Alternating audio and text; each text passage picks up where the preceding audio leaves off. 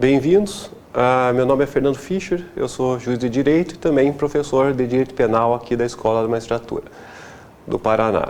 Hoje eu vim tratar de um tema sobre a individualização da pena, em verdade, os fundamentos que orientam a individualização da pena, ou seja, a pena aplicada concretamente pelo juiz na fase de sentença, né? E para adentrar, para quem possa estudar esse tema, basicamente eu vou tratar de uma sistematização, apresentar para vocês uma sistematização desse procedimento de individualização da pena e também fixar alguns conceitos basilares desse procedimento de individualização da pena, né? De alguma forma, essa minha explanação é relativa à primeira parte do meu livro, que eu acabei de lançar, da individualização comunicativa da pena, né? Então, eu vou trazer para vocês um resumo, um tanto quanto básico, dessa primeira parte, que sistematiza justamente esse procedimento aí de individualização da pena, né? Então, dando início, o primeiro ponto que eu acho importante salientar é uma definição de alguns termos, de algumas expressões sobre pena, né? E principalmente delimitando o que é a diferença entre justificação da pena e determinação da pena, né? O que nós pode-se entender quando se fala em justificação da pena? Bom, a pena é um instituto que é quase ancestral, né? Desde o início da civilização, podemos dizer, encontrar assim, relatos de aplicação de pena, né? Porém, do próprio, de alguma forma, a própria normativização, né? De maneira mais rudimentar ou mais, com o tempo, mais, digamos assim, complexa.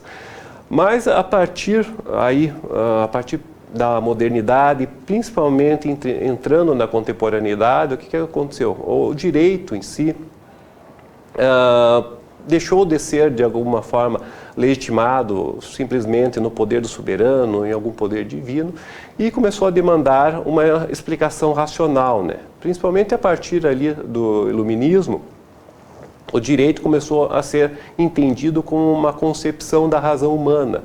E, por conta disso, o próprio direito penal e a aplicação do castigo demandou explicações racionais para justificar essa atividade tão invasiva do Estado na esfera de liberdade de um indivíduo, de um cidadão, né?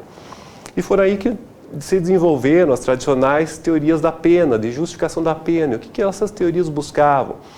Elas tratavam de explicar de maneira racional, buscando legitimar o exercício do poder punitivo, e com isso estabelecendo os fins almejados pelo sistema penal. Então, em justificação da pena, nós temos aquelas teorias conhecidas da pena, teorias absolutas, de matiz retributiva, as teorias preventivas, prevenção geral, prevenção especial, enfim. São essas teorias que, de alguma forma, buscam legitimar essa aplicação do castigo, da punição estatal, a própria justificação do poder punitivo, né? Reparem que teorias estão no universo do dever ser, como deveria ser essa justificação dessa pena, né? Por outro lado, nós podemos falar em determinação da pena. O que é determinação da pena? Trata-se da definição, da delimitação da quantidade e da qualidade de pena a ser aplicada. Ou seja, quando nós falamos em determinação da pena, agora nós estamos no universo do ser e buscamos, com isso, de alguma forma, delimitar o que seria uma pena adequada a ser aplicada, né? Em relação à determinação da pena, nós temos duas grandes espécies. A primeira espécie de determinação da pena é a determinação legal da pena. E o que é a determinação legal da pena? É a combinação da pena em abstrato pelo legislador, de alguma forma delimitando os marcos legais punitivos. Ou seja, é a fixação da pena em abstrato, quando ela é prevista na lei, principalmente dentro do nosso ordenamento jurídico, os limites máximos e mínimos de pena, né? Aí eu dei como exemplo, por exemplo, o preceito secundário do artigo 121 do homicídio, que prevê uma pena de reclusão de 6 a 20 anos, mas qualquer preceito secundário aí dos tipos penais no nosso ordenamento trazem marcos legais de pena máxima e mínima aí combinados abstratamente pelo legislador, né? Que não deixa de ser uma forma de determinação da pena. E o segundo grupo de determinação da pena é a determinação judicial da pena, ou individualização da pena em sentido amplo, que nada mais é que a fixação da pena em concreto, aí com base num caso concreto, pelo magistrado ou pelo julgador, né? Essa determinação judicial da pena ela pode ocorrer em várias etapas, tanto do processo quanto em fases pré-processuais. Aí que eu dei como exemplo, antes da sentença condenatória, por exemplo, o juiz tem que às vezes verificar, pode aplicar a pena, uma sanção ou espécies, substitutos processuais punitivos, como por exemplo a transação penal, né? Prevista ali no artigo 61 da Lei 9.099, que prevê uma antecipação da aplicação da pena. E há outros institutos chamados, inclusive, despenalizadores, em que o juiz, de alguma forma, vai analisar alguma sanção a ser aplicada que venha substituir a própria pena, né? Aí entra a segunda espécie, que é objeto do nosso presente estudo aqui, que é durante a sentença criminal, que eu chamo de individualização da pena em sentido estrito, ou seja, quando o juiz na sentença, após proferir a condenação, ele vai individualizar aquela pena de acordo com o caso concreto. E em cima justamente dessa individualização da pena em sentido estrito que vai decorrer aqui a nossa exposição, né? E por fim, também na fase de execução há momentos de individualização da pena pelo juiz, justamente no momento de adequar aquela pena a está sendo aplicada ali durante a execução. E aí eu dou, por exemplo, a análise de incidentes de progressão ou de regressão de regimes, ali do artigo 66 da LEP, tá certo? Então, partindo agora de maneira mais aprofundada no objeto do nosso estudo, que é a individualização da pena, o que eu pretendo agora? Pretendo apresentar uma sistematização para vocês do procedimento de individualização da pena, ou seja, aquele procedimento que o juiz fixa a pena ali no caso concreto durante a sentença criminal, uma sentença condenatória. Se nós formos de alguma forma resumir de maneira talvez simplificada todo esse procedimento de investigação da pena, o que nós temos, o que o juiz quando vai sentenciar, quando vai aplicar uma pena, qual que é o exercício argumentativo que esse juiz faz no momento de fixar essa pena, né? Basicamente nós temos o quê? O juiz faz uma análise de situações fáticas sobre as quais recai um juízo de valor. Esse juízo de valor serve para quê? Ele afere a gravidade do delito, ou seja, ele verifica com base inicialmente em situações fáticas o quão grave esse delito foi concretamente, visando o quê? Visando determinar uma pena adequada, tanto em termos de quantidade quanto de qualidade, aos fins almejados pelo sistema penal. Então, se vocês puderem ver nesse conceito sistemático, eu delimitei ali, sublinhei 3 elementos fundamentais. Por quê? Porque primeiro elemento, situações fáticas. Toda análise de uma sentença parte de um elemento fático, de circunstâncias fáticas que o juiz, de alguma forma, vai verificar naquele caso concreto. Sobre essas circunstâncias, invariavelmente vai cair um juízo de valor. Você não tem como analisar a gravidade do delito sem se recorrer a algum tipo de juízo de valor, para que você analise uma situação fática e diga, essa situação fática ela é mais grave ou ela é menos grave. De maneira inafastável, nós temos aqui uma necessidade de um juízo de valor por parte do juiz. E esse juízo de valor é direcionado para quê? Para um fim do direito penal, um fim almejado, normalmente um fim almejado aí pelo sistema penal. Entende? Então, basicamente, o processo do juiz é isso, analisar situações fáticas, valorando-as e buscando uma pena adequada a um fim aí do nosso sistema, né? Então, extraindo as três noções sublinhadas, o que nós temos de fundamentos de individualização da pena? Temos três ordens de fundamento. Primeira ordem são os fundamentos ontológicos, que naturalmente remetem a essas situações fáticas a serem analisadas. Segunda ordem de fundamentos são fundamentos axiológicos, que se referem justamente ao juízo de valor, aquele juízo valorativo que será, de alguma forma, em algum momento, implementado pelo juiz.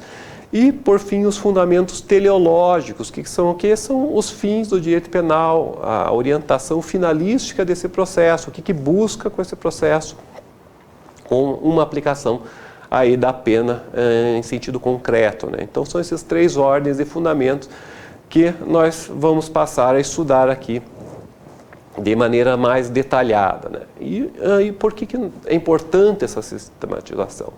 Justamente para evitar o que, por exemplo, o Demétrio Crespo chama de antinomias na individualização da pena. E o que são essas antinomias? São conflitos aparentes que podem surgir na individualização da pena a partir de finalidades diversas do direito penal. Nós temos sistemas espalhados aí por vários ordenamentos jurídicos que não prevêem apenas um fim de uma pena, né? São diversas finalidades, muitas vezes convivem entre si dentro do mesmo sistema. Porém, essas finalidades elas podem ser conflitivas quando aplicadas concretamente por um juiz no momento da individualização da pena. E o que busca essa sistematização é evitar essas antinomias, a partir da delimitação de qual fim e de qual critério utilizado. Vou dar um exemplo, para que isso não fique tão abstratamente, um exemplo que surge na minha prática jurídica. Surgiu no meu gabinete, inclusive, acho que há algumas semanas. Por exemplo, vamos dar o exemplo do indivíduo, do apenado, que cometeu um pequeno crime patrimonial, um furto, motivado aí pelo vício em drogas, pela sua dependência química, né? Eu me lembro que a última vez que eu me deparei com esse exemplo, o Ministério Público, nas suas alegações finais, pediu um aumento de pena por conta dessa dependência química, né? Então vamos, só para que a gente possa entender essa sistematização, vamos lá.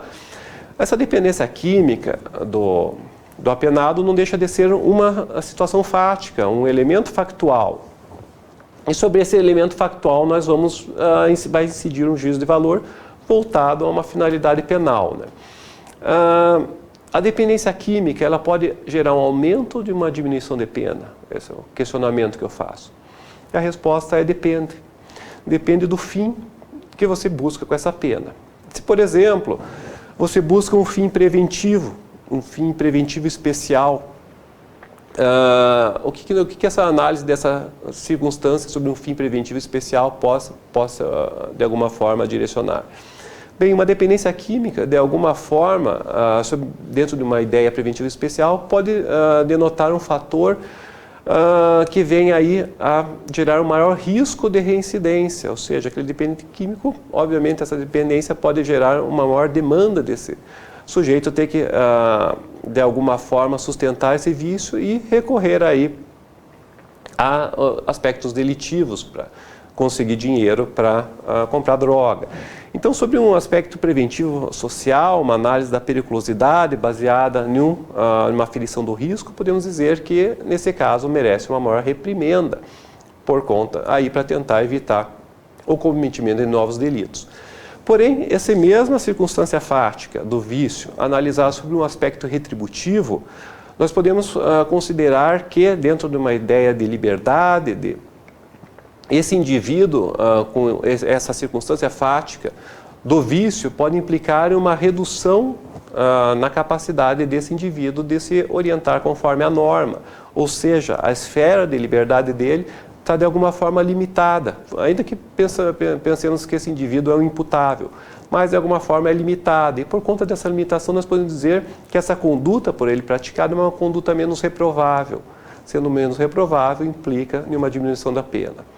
Então, vocês podem notar que a mesma circunstância fática, analisada sobre fins diversos, um preventivo especial, outro retributivo, podem, de alguma forma, implicar em respostas diametralmente opostas pelo sistema penal. E é por isso que é importante, na hora de analisar uma circunstância fática, o juiz ter em mente, ter um conhecimento de como que funciona esse processo de individualização da pena, para que ele possa direcionar a pena de acordo com a finalidade almejada, tá certo?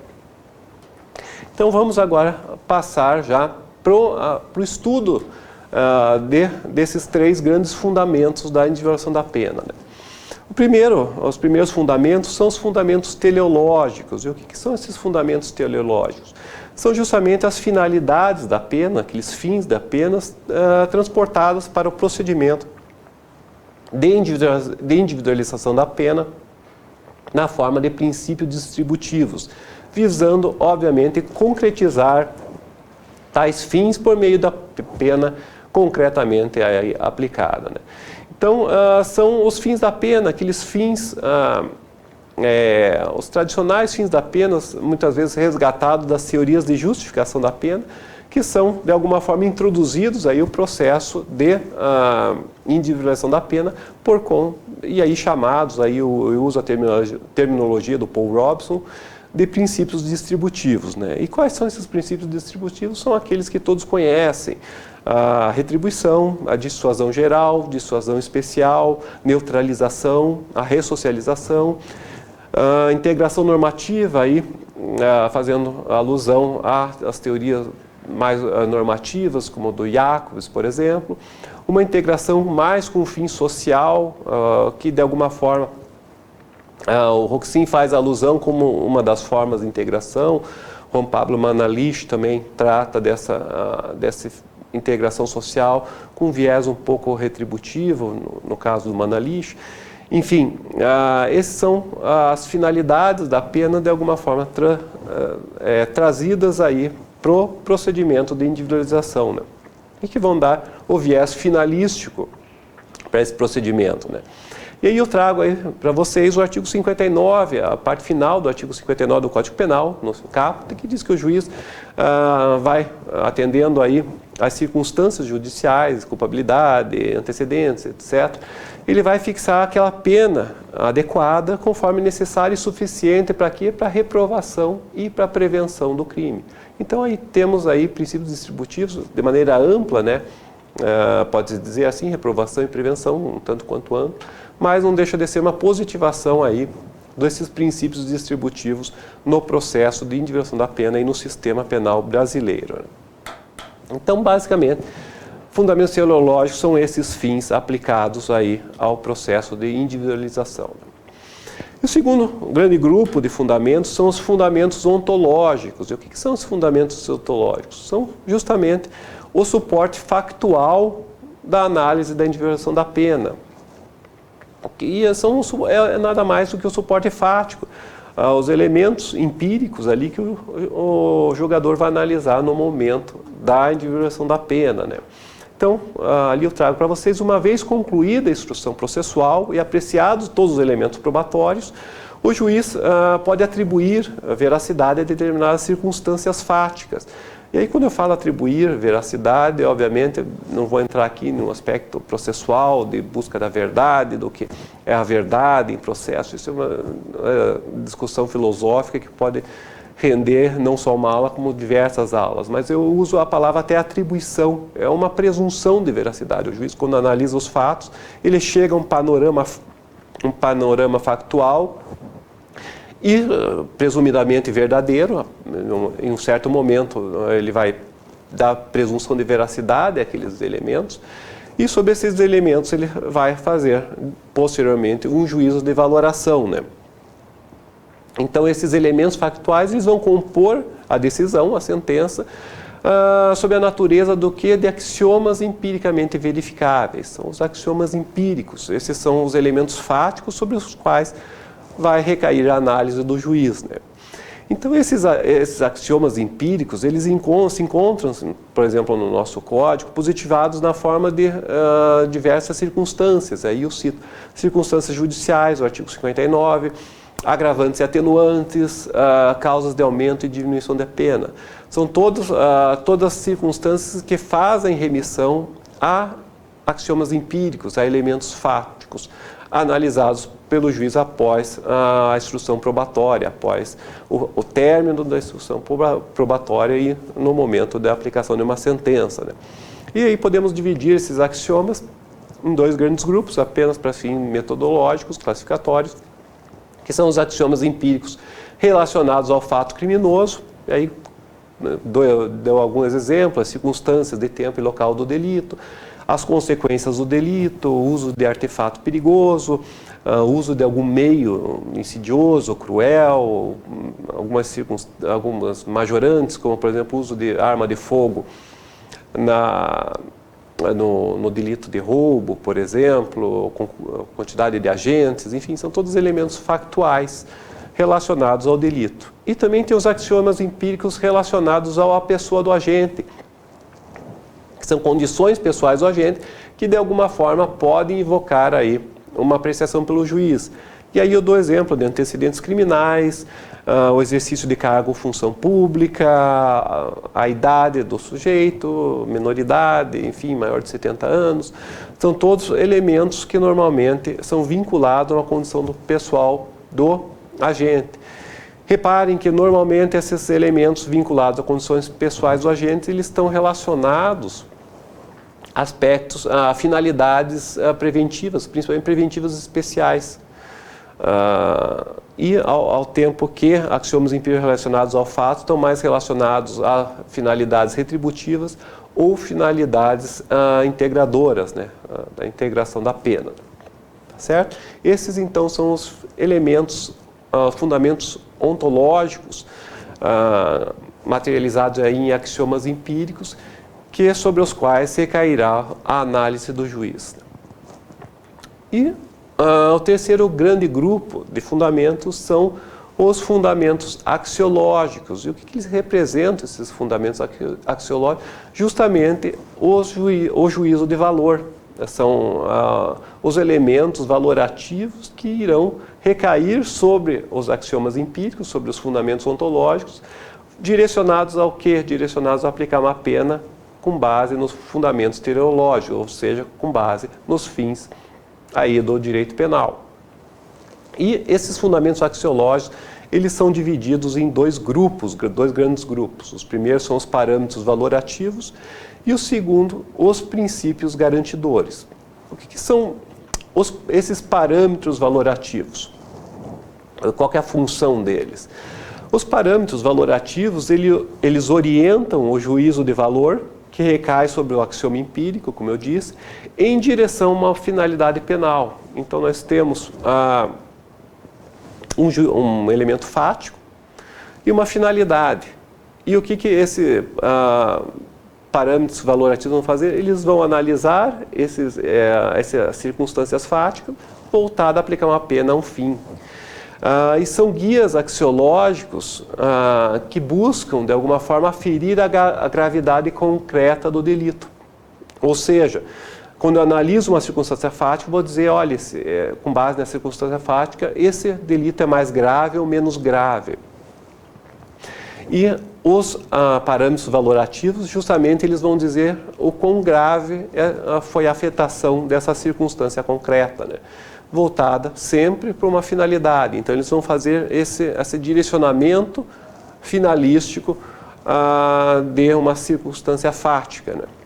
Eles vão dar, justamente, os parâmetros valorativos são voltados ao quê? À finalidade da pena, à finalidade do sistema penal. Porém, nós temos outra ordem de elementos axiológicos aí no processo de inversão da pena, que são os princípios garantidores. O que são esses princípios garantidores? O Hart, nos estudos dele, ele afirmou que os fins penais, como por exemplo a prevenção de delitos, não são fins dominantes dentro do ordenamento jurídico. Ou seja, quando nós pensamos em um ordenamento jurídico, de uma maneira geral, em um sistema jurídico, aqueles fins do direito penal não são, de alguma forma, fins absolutos, fins supremos ou dominantes dentro desse ordenamento jurídico. Dentro de uma ideia jurídica ampla, nós temos outros valores até mais importantes, como, por exemplo, a dignidade da pessoa humana, do que propriamente aquelas finalidades penais, né? Então, por conta disso, nós não podemos, por exemplo, punir inocentes, ainda que essa punição de inocentes possa ser, de alguma forma, essencial, ou essencial não digo, mas digamos, efetiva para, de alguma forma, prevenir delitos. E por que nós não podemos punir inocentes, ainda que tenha um resultado útil na prevenção de delitos? Por quê? Porque a prevenção de delitos não é um aspecto primordial no nosso ordenamento. Há valores superiores a esse ordenamento, valores de percepções de justiça que, de alguma forma, impedem a punição de inocentes. A punição de inocentes geraria aí uma ofensa a valores superiores até do nosso ordenamento. Então, esses princípios garantidores são preceitos de essência, normalmente essência liberal, surgidos principalmente a partir ali do século XVIII, da filosofia da Ilustração, e que limitam o ius puniendi em nome de outros valores relevantes ao ordenamento jurídico. Esses valores, como preceitua, por exemplo, do Working, são valores morais que subjazem as doutrinas jurídicas, são valores cotidianos que, de alguma forma, com o tempo, são positivados aí, ou entram de maneira normativa no nosso ordenamento, né? E aí eu posso dar exemplos, vários exemplos, como o princípio da legalidade, princípio da culpabilidade, princípio da proporcionalidade, princípio da intervenção mínima, do nem bis in idem, enfim. Por conta disso, esses princípios, eles entram na individuação da pena, limitando justamente essa punição. Por exemplo, nós não podemos aplicar penas desproporcionais, ainda que essa pena desproporcional seja, de alguma forma, efetiva na prevenção do delito. Por quê? Porque ele ofende valores superiores aí do nosso ordenamento, tá certo? Então, pontuado essas duas espécies de fundamentos axiológicos, nós vamos estudar agora, de maneira básica, os parâmetros valorativos, que são aqueles, os principais guias valorativos aí do nosso sistema de individualização da pena, né?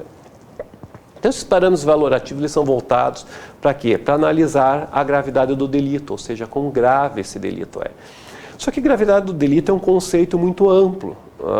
Se a gente for buscar na doutrina, não existe um consenso doutrinário sobre o quão grave é um delito. Mas, fazendo um estudo aí, histórico, dogmático, ao longo da história do direito penal, é possível identificar três grandes grupos, três grandes vetores para se medir uma gravidade do delito. A primeira delas é a dimensão da lesão, ou seja, quanto mais grave o delito, vai ser proporcional à lesão. Quanto mais lesiva for aquela conduta, mais grave é o delito. O segundo grande vetor é a reprovação, ou seja, quanto mais reprovável a conduta, mais grave será o delito. E o terceiro grande vetor para se medir a gravidade do delito é a periculosidade, ou seja, quanto mais perigosa for aquela conduta, mais grave será o delito. Então, são esses três grandes vetores que a gente encontra na doutrina para medir a gravidade do delito. E a partir desses três grandes vetores, é possível identificar três ordens de parâmetros valorativos que podem incidir sobre os elementos fáticos. A primeira ordem, talvez uma das mais tradicionais, são os parâmetros valorativos orientados pela lesão e interesse. Então, esses parâmetros, de alguma forma, vão servir de guia para analisar a dimensão dessa lesão ao interesse juridicamente tutelado pelo direito penal. E aí eu cito vários tipos de exemplos de parâmetros orientados pela lesão que são mencionados aí pela doutrina ao longo dos séculos, né? Então eu posso dimensionar a gravidade do delito com base no ressentimento despertado no ofendido. Isso aí é do Adam Smith, lá do século XVIII. E merecido mal causado, Kant. Dano gerado, a dimensão do dano gerado, Hegel. A lesão bem jurídico, e está sublinhada a lesão bem jurídico, por quê? Porque a noção de bem jurídico hoje é uma noção muito comum no nosso ordenamento, principalmente de origem aí, romano-germânica. Então, nós somos mais familiarizados a mensurar, quem sabe, o delito com base na dimensão da lesão ou bem jurídico causado. Mas tem outros exemplos, por exemplo, a vantagem devida. Esses demais exemplos que eu vou dar são normalmente encontrados na doutrina de common law, doutrina anglo-americana, né? Então, a vantagem devida do Michael Davis, interesse de bem-estar do Joe Feinberg, padrão de vida do von Hirsch, qualidade de vida da Nina Persac, ou seja, quanto mais grave for a lesão a esses interesses, mais grave também será o delito.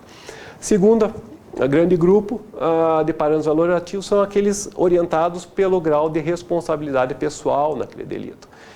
E, basicamente, nós temos aí o que? A ideia da culpabilidade na individuação da pena. Então, quando a gente fala em culpabilidade na individuação da pena, entendida como grau de reprovação da conduta, muito utilizado, por exemplo, pela doutrina alemã, nós temos um parâmetro valorativo justamente fixado na ideia de responsabilidade pessoal, ou seja, mais grave será o delito, quanto mais reprovável for aquela conduta. Aí temos também, essa noção também, de alguma forma, ela é transportada para o sistema de common law, dentro da ideia de blameworthiness, ou seja, um grau de culpa, um grau de censura sobre aquele ato. Quanto mais censurável, mais grave o delito. E também tem algumas noções mais amplas de responsabilidade, que trazem, por exemplo, preconizado pela Tatiana Hörnle, na Alemanha, que trazem não só elementos subjetivos, mas alguns elementos objetivos para aferir essa responsabilidade. E, por fim, são aqueles parâmetros orientados pelo risco, que de alguma forma fazem uma análise, uma projeção do risco, e a partir dessa projeção do risco de cometimento de novos delitos, eles dizem que esse fato praticado foi mais ou menos grave, né?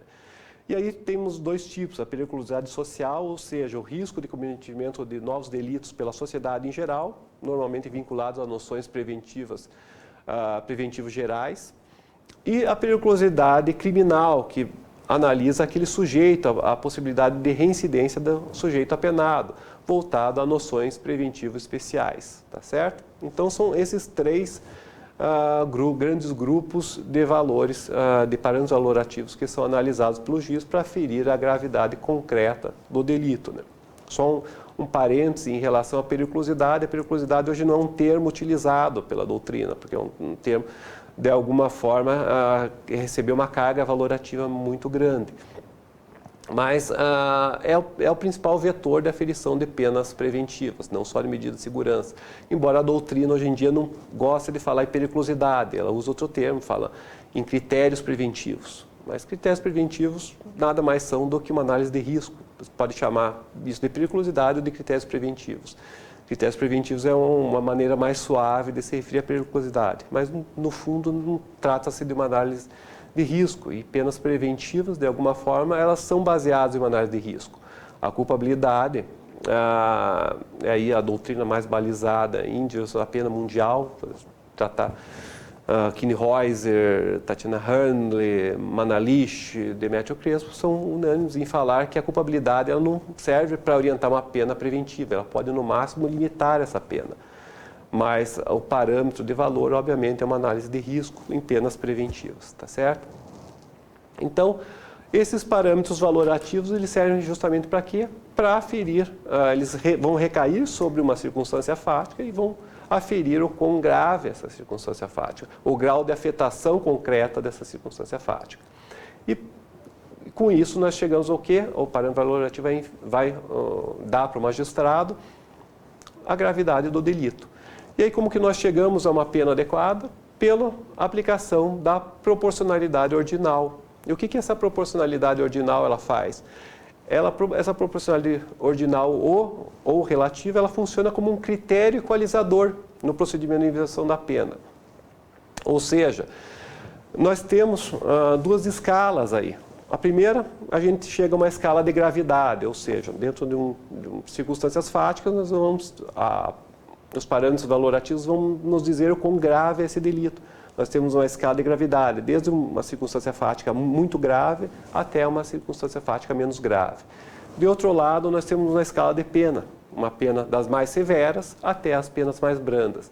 E o que a proporcionalidade ordinal vai fazer? Ela vai traçar uma linha paralela entre a gravidade do delito, aferida pelo parâmetro valorativo, e a severidade da pena. Ele vai buscar uma pena que seja adequada em termos de severidade a essa gravidade do delito, tá certo? Então ali eu exemplifiquei para vocês ali com vetores o grau de afetação concreta desse delito, quão grave esse delito é em uma escala de gravidades, e a proporcionalidade vai o quê? Encontrar a pena adequada dentro de uma escala de severidades de pena, de sanção, promovendo então uma diminuição ou um aumento de pena, a depender aí da natureza da circunstância fática analisada, tá certo?